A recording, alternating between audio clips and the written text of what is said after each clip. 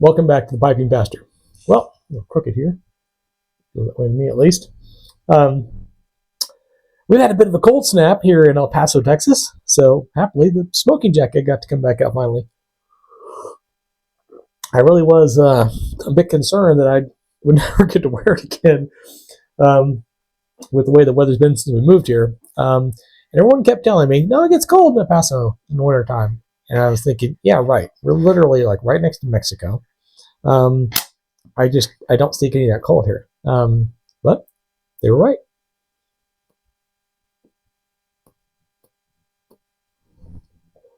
Point of fact, I had to do a couple of outdoor ceremonies this past week. And it was 44 degrees and raining. Yeah, I was not prepared for that. Miserable to say the least. Sorry, checking the new microphone.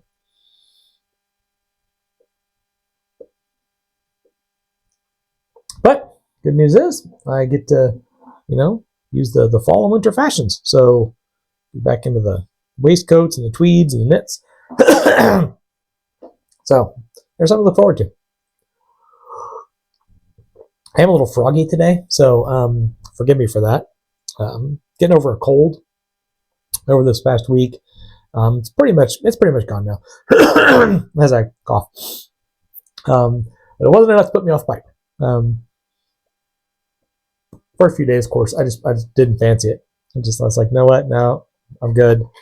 But I do miss it when I'm sick, and I don't have a chance to come out here and enjoy that time as I struggle with a match here. So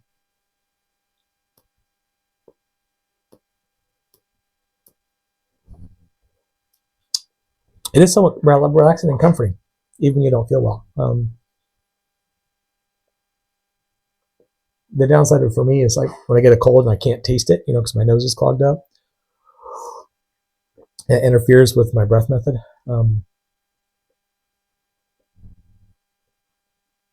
Happily, nose is pretty much clear. So just get past the little froggy throat thing and I'll be right as rain. For this video today, I am smoking Bag End by the Country Squire, which is now currently called Pilgrim's Perch? Pilgrim's Journey? Something like that. Anyway, same blend. Pretty much the usual suspects. It's Latakia, Virginia, some Oriental Turkish. It may have burley in it. But it's a decent enough English blend.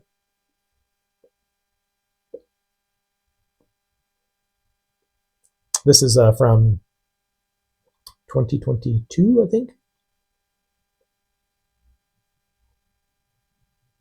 So got a couple years on it, but it's nice. It's very lovely. Like I haven't mentioned that before, I'm a big fan of the Country Squire tobaccos. And I'm smoking my little Admiral Tomato, my little estate pipe I restored. Oh goodness, 8-9 months ago.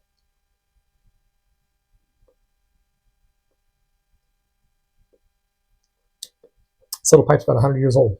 Still got a lot of life in it. How the hot coffee helps the throat too. Well, I had thought to be getting into the Haunted Bookshop, doing the discussion of that book, but I haven't actually gotten into it yet. It was my plan to start reading it last week, but I'm going to have to be traveling again. And I'm not traveling to a place where I can take that book with me. So I was going to have to leave it behind. I was like, do I really want to start it and read it for a few days and then have to put it away and then come back to it in 2 weeks? I mean, I could certainly, but I'd rather have the enjoyment of reading it all the way through. And I wanted to read it all the way through and then get my impressions and then share those in the video. So we'll not be talking about Haunted Bookshop today. And I also will not have a video next week. As I said, I'll be traveling for about 2 weeks, and I will be quite literally in the middle of nowhere.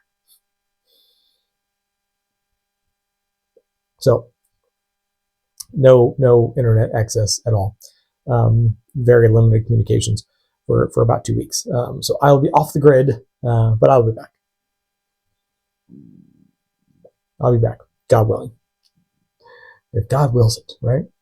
Good Lord willing, and the creek don't rise. But 2 things I wanted to share about today. Both having to do with frustration. One's a really kind of silly thing.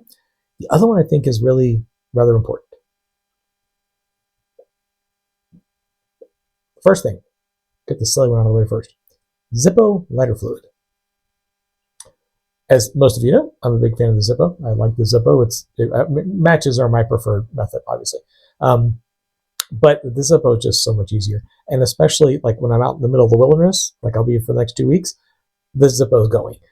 Because in the wind, it's really rather needful. Because I will be bringing my pipe roll with me. So, be out in the middle of nowhere, but I'll have my pipe. In any case, so I had gotten down to the end of my Zippo fluid. And normally I would pardon me, do an order for smoking pipes, get some cleaners, get some lighter fluid, some flints, and maybe some tobacco and stuff. But I didn't need anything else other than lighter fluid. It's the only thing I needed.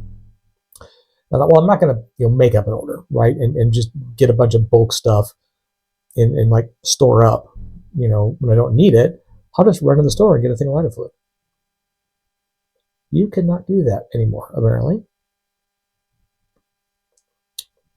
Walmart, no.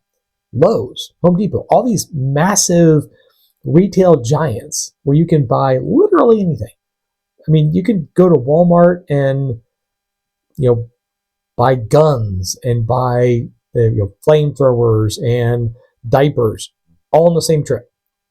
You can go to Home Depot and get an oven and light fixtures and bags of candy, but they don't have Zippo lighter fluid. Local grocery store, no. I even went to 2 cigar stores, and yes, I know you don't use Zippos with cigar stuff. But in each one of these instances, the grocery stores I went to, the Walmart, Lowe's, Home Depot, and the 2 cigar stores, they all sold Zippo lighters. Let that sink in for a second. They're selling Zippo lighters, and in 2 of the cases, they had the flints, but no fluid. I thought, okay, well, maybe it's like a hazmat thing or something. Whatever, because the grocery stores had flints, and it was all this, but they had butane. So I don't know what the deal is, but you can't find it anywhere. Finally, I found some at Walgreens. So happily, the last refuge of this pipe smoker is still a drugstore.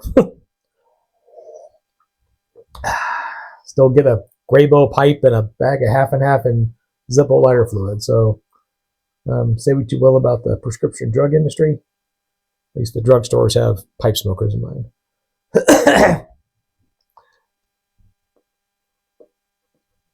Second thing, a bit more serious.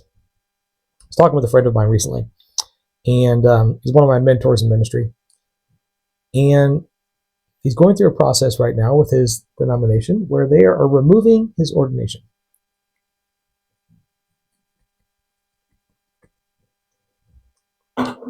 They have this particular faith group has written a declarative letter regarding something that he disagreed with. In his view, the love of Christ should be extended to all. The grace and mercy of Christ should be extended to all. And in their view, there was one group of people who, by admission or by volition of this particular behavior, were outside the realm of grace.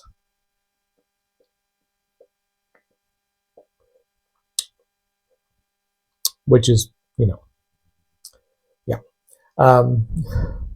human beings cannot decide who is outside the realm of grace. It's not our job. We can't grant anybody salvation, so we shouldn't preclude anybody from hearing about it or being embraced and having the gospel shared with them. And so in any case, so he's like, I'm not going to sign this letter. This man has been serving as a minister in this denomination for over 50 years. Let that sink in for a second. He has mentored countless pastors, myself included. I'm not even in that denomination. But he has poured his time and energy and wisdom into me as a pastor, as a minister of the gospel, so that I can be a more effective minister of the gospel. He's done it for countless other people. And as I mentioned, he's been pastoring for over 50 years in churches where no one else wanted to go. It was a small congregation out in the middle of nowhere. They'd be like, nah. He went and took care of those believers. At one point, the church he was pastoring, I want to say it was a 3.5-hour drive from his house every week. Keep in mind, this man is in his 70s, right? Every week, 3.5 hours down and 3.5 hours back. And the amount of hardship that he's had to deal with just from a physical standpoint, because he's had several maladies over the years, and physical inhibitions. And it seems like almost every time I talked to him, he was in the hospital for something. And despite having all these very, very challenging circumstances, every time I talked to him in the hospital, you know what he's doing? He's laughing and joking with the nurses, while he's obviously in pain, and he's sharing the gospel with them. He's modeling Christ to them. This man is an example of what a pastor should be. This man is an example of what a minister of the gospel should be like. And yet, because he disagrees with this one particular post, they're removing his ordination. Now he's going to continue to work sharing the gospel. As he pointed out to me, they didn't really appoint me to be a minister of the gospel. God called me to serve as a minister of the gospel. And so I'm going to continue doing that, which is exactly what I would have expected him to say.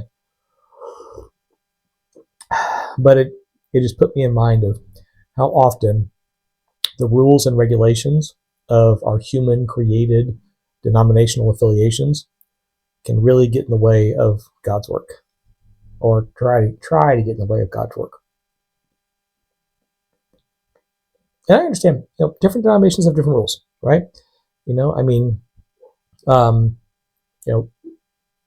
If you're Catholic, or if you're Greek Orthodox, or if you're Jewish, or what have you, you have certain rules that you're meant to adhere to, right? But this isn't like one of those doctrinal kind of rules. This is one of those nearly political kind of positions. And as a result, they're removing a great resource from their own faith group, which I think is just tragic.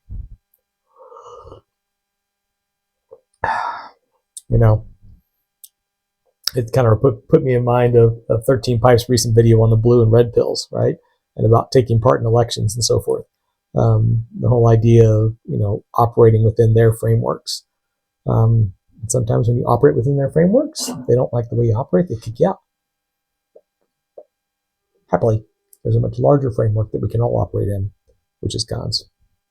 So he's going to continue serving. He'll continue being a blessing to others.